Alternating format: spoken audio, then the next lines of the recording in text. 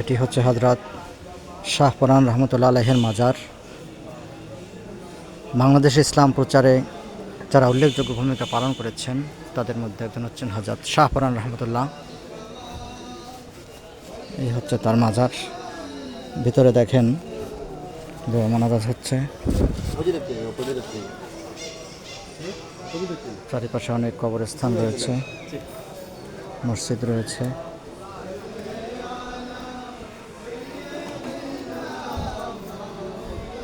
ভিতরে দোয়া অনুষ্ঠান হচ্ছে। ইসলামের সমান আদর্শ প্রতিষ্ঠার জন্য আল্লাহ রাব্বুল আলামিনের পক্ষ থেকে নাযিলকৃত ইসলামের সুমহান বাণী প্রচার প্রসারে তারা উল্লেখযোগ্য ভূমিকা পালন করেছিলেন। তার মাজার এখানে রয়েছে, অসংখ্য মানুষ তার কবর জিয়ারত করতে আসে।